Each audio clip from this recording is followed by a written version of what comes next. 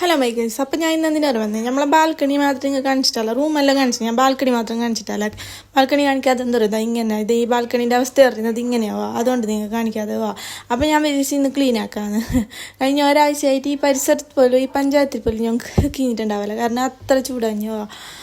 എല്ലാവരും ചെല്ലുന്നു, ഈ പ്രവാസിയായ ഭാര്യമാർക്ക് ഭയങ്കര സുഖവും അങ്ങനെ ഇങ്ങനെ നല്ല ചെല്ലുന്നത്. മുറ്റടിക്കേണ്ട, അല്ലെങ്കിൽ വേറെന്തും കാക്കണ്ട, അങ്ങനെ ആക്കണ്ട. മുറ്റടിക്കുന്നത് ഇത് ഇങ്ങനത്തെ ഒരു ബാൽക്കണി ഉണ്ടെങ്കിൽ തന്നെ മതിയില്ല. ഇനിക്കാട്ട് നല്ലത് മുറ്റടിക്കുന്നതല്ലേ ഇങ്ങനെ ചെല്ലുക.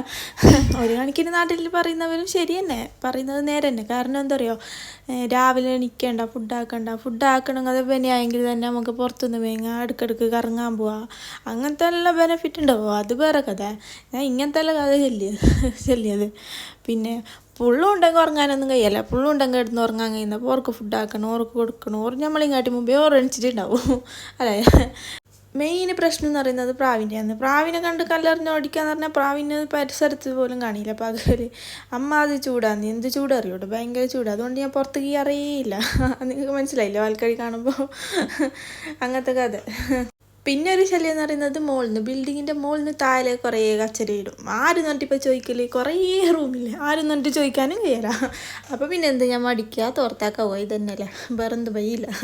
കമൻറ്റിൽ കുറേ മെസ്സേജ് ചെയ്യുന്നു, നിൻ്റെ സംസാരം എന്ത്, നിൻ്റെ വിഷയം തിരിയുന്നില്ല, നിൻ്റെ മനസ്സിലാവുന്നില്ല നിൻ്റെ സംസാരം. ഞാനിങ്ങനെയല്ല ശരിക്കും പറഞ്ഞാൽ. കാരണം എന്താ പറയുക, എൻ്റെ ഹസ്ബൻഡിനോട് മുണ്ടി ഞാനിങ്ങനെ ആയത്. കാരണം ഓരോ കർണാടക സൈഡ് ബോർഡറാണ്. അപ്പോൾ അവർ ഭാഷ എന്ന് പറയുന്നത് ഇങ്ങനെയാണ്, കാസർഗോഡ് ആ ഒരു ഈലിൻ്റെ ഭാഷയാണ്. എൻ്റെത് കാസർഗോഡ് തന്നെ, എന്നാലും ഓർ അത്ര വരെയല്ല. ഇത് ഹസ്ബൻഡിനോട് മുണ്ടി ഞാനും പിന്നെ അങ്ങനെയായി. അങ്ങനത്തെ എല്ലാ കഥ. നിങ്ങൾ ക്ലീൻ ആക്കുന്ന കണ്ടിട്ട് എന്തു സാറ് പണിയെടുക്കാതിരിക്കും, അങ്ങനെയൊന്നും ഇല്ലാവോ, കഴിഞ്ഞില്ല. പിന്നെ എന്താക്കല്, ക്ലീൻ ആക്കലോ എന്ന് പറഞ്ഞിട്ട് ക്ലീൻ ആക്കുന്നതേ ഇല്ലു.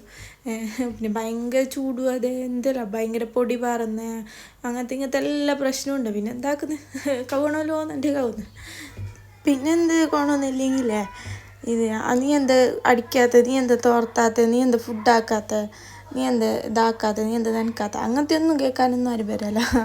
അതെല്ലാം ആലോചിക്കുമ്പോൾ നല്ലത് തന്നെയാണ് ഇരിക്കുന്നത്.